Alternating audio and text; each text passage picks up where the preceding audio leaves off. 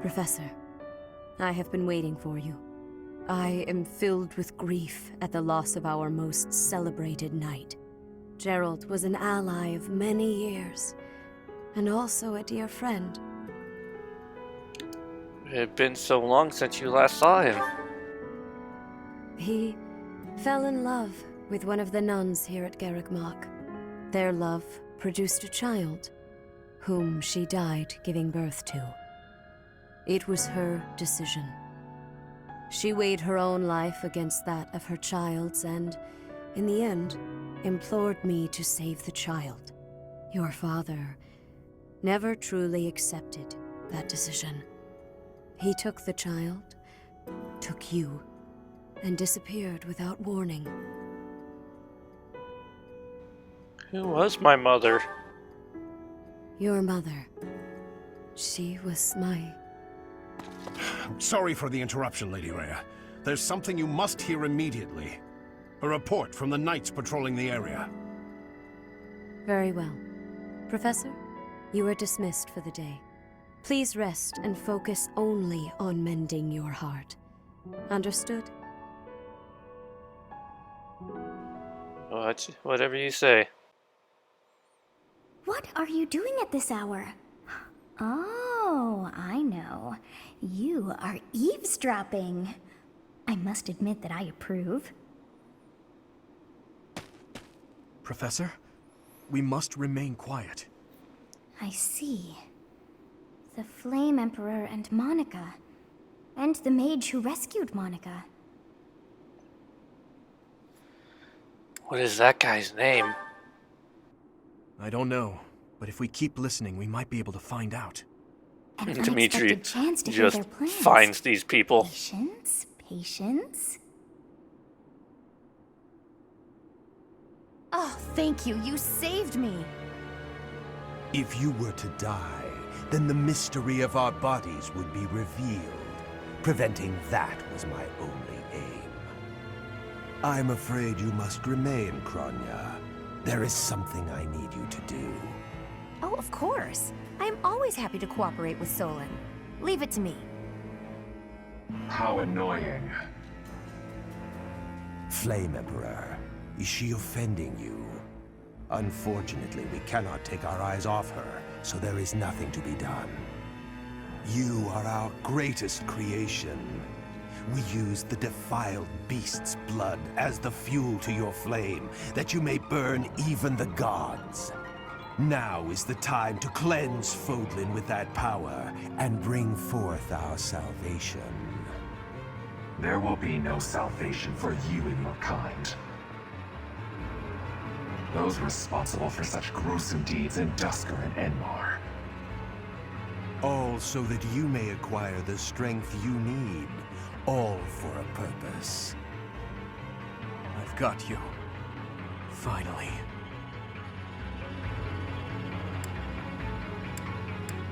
Let's keep listening. If we don't act now, we'll miss our chance.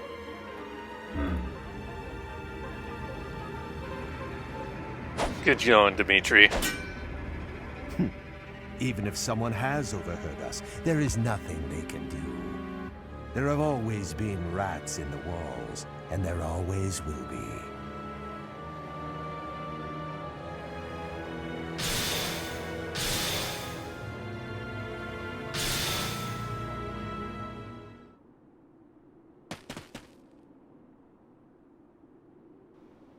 No. It's a knife. The Or dagger, I mean. What's wrong? No, never mind. It couldn't possibly be so. Professor, those are the ones we must destroy. They're the bastards who killed my family, and Gerald. For now, let's return to the monastery and regroup. As for the Flame Emperor's dagger, I'll hold on to it for the time being. Someone's birthday is this week. Oh, it's mine! I was like, somebody's birthday is red, and I was like, what does that even mean? I got a birthday gift from Dimitri. Aw, a letter from Dimitri and a blue lion brooch. Oh, right. It is Ingrid's birthday. It's the day after mine. All right. The music changes now because we sad. I haven't lost a parent yet, so I can't even begin to understand how you must be feeling. But even while you're standing still, the world keeps on moving. I always find that oddly comforting. Thanks, Claude. I need to run over here. Oh, hi, I'm Leticia. sure you will pull through this because you're so strong, Professor. Best to stay calm during such tumultuous and upsetting times. We don't know the nature of our enemies. If we underestimate them, anything could happen. We should be careful. Yes, I agree. I don't want to lose you too, Professor. So, one of the things that, like, really got me in my first playthrough, so we know how Bernadetta has been locking herself up in her room pretty much the entirety of the game. The first time you see her outside her room... Professor, I brought some flowers for Gerald. Thank you. It's the least I can do. Sometimes I feel like all I do is run away. Anyway, I'll go lay them out. Like, that actually, like, even right now, that one kind of hits me in the feels there, because, like, Bernadetta, like, maybe it hit me the first time, especially because I planned to romance Bernadetta the first time I played, but, like, it just hits really hard there that she cares enough about that she actually left her room to put flowers on Gerald's grave.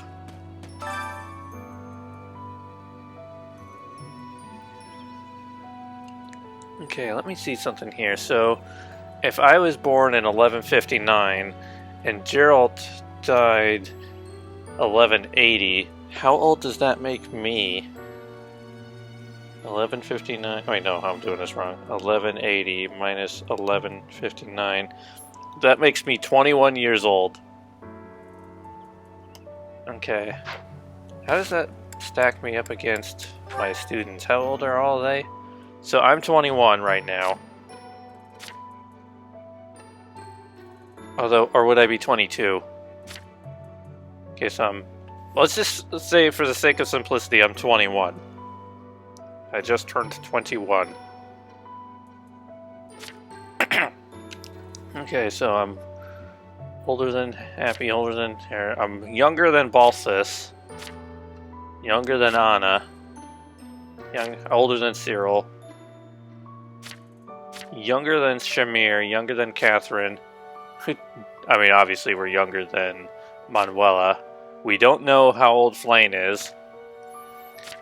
Okay, is there any of my students other than, so far, Balsis is the only student who's older than me. So let me see, if there are any other students who are older than me.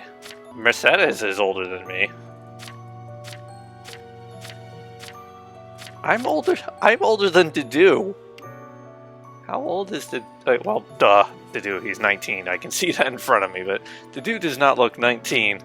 Also, a friend of mine told me today that I could have talked to a knight or a guard somewhere, and I could have talked to a knight or a guard or something and actually picked who I wanted to show up at the Goddess Tower. I never knew that was a thing. This whole time, all the times I've played the game, I've just gone there and then just let the game decide who shows up. I don't know if I would have picked Mercedes. Actually, I do know I probably would not have picked Mercedes.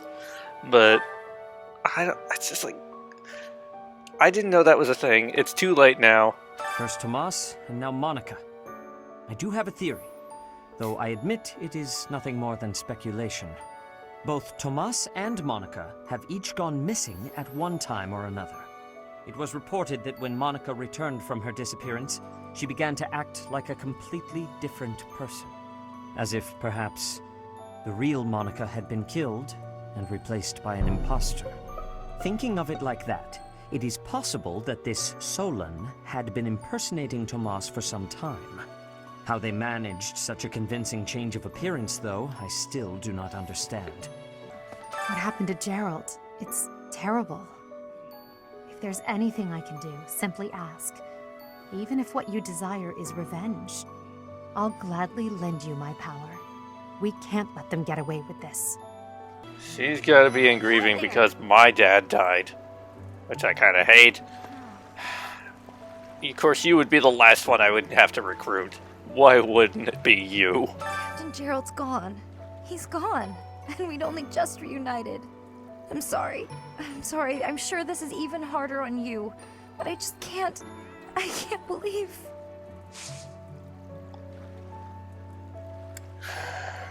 Actually, what are her favorite gifts? Do I have them? Maybe I can just do the thing I did with Mercedes and just like spam her with gifts until she likes me. And then we can just get her recruited, get it out of the way. I don't have to worry about her anymore. Okay, first of all, let's see. Do we have a support with her yet? No. How do we not have a support with you yet? Oh my gosh. Leonie, why are you... Why? And why now? If I don't go to the thing, I'll see if they have any more of these things that you like. Oh, fishing float, she likes that. I thank you. Stylish hair clip, she likes that. I thank you. Training weight, she likes that. I thank you. Oh, come on, please. Just level up a support with me, so I never have to talk to you again. Fishing float, you like that. Training weight, you like that. Hunting dagger, you like that. Wait, I had another training weight, apparently. Stylish hair clip, you like that. Can't let it... Hey, Professor. Got a minute? Look, I'm sorry I snapped at you. I didn't mean to lose my temper. I was rude to you. I should have known better. Okay. It's alright. Huh, I thought you might say that. In that way, you're just like Captain Gerald. You accept other people. You don't let petty details get under your skin. How do you know my father? Well, when I was a kid, I kind of latched onto him. I've been calling myself his apprentice ever since. Okay, so I've been trying to figure that out, so you weren't actually his apprentice. Actually, you weren't with him back then. Why not? I don't remember. Huh. Maybe he left you with a relative or something. Actually, where was I? Then, Who would he have left me with? Well, they were bandits, but we called them poachers. Nobody in the village could stand up to them. But your dad, he took them on like it was nothing. I was so impressed. All I could think was how amazing mercenaries were. I'd lived in that tiny village my whole life, so to me, Captain Gerald was nothing short of a legend. So I went right up to him and I told him I was going to be his apprentice. He didn't stick around long after that, but he did teach me a lot while he was with us. Tactics, strategy, training routines, it was all so new and exciting. So after he left, I kept at it, kept training, just like he taught me. I'm glad you got to see him again. Me too. I always planned to meet him again once I became a top-tier mercenary. But I'm just glad I got to see him, to thank him properly and all. I've spent my whole life working to become a great mercenary like your father. There were so many times when I wanted to ask his advice, but I couldn't. I just had to make do. That's how I've made it this far. Just hard work, all on my own. But then you come along. And it's like you don't appreciate Captain Gerald at all, or how lucky you were to have him around your whole life. No, it still really bothers me. Okay, there's the Leonie I know and love. I'm still his best apprentice. I don't love her at all. What am I talking about?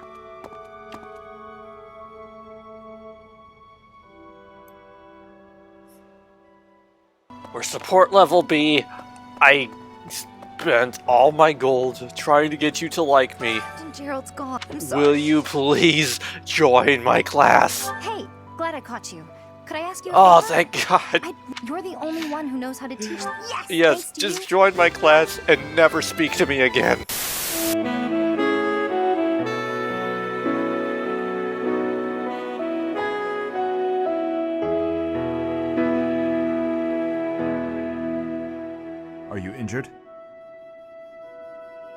Didu, saving the day again?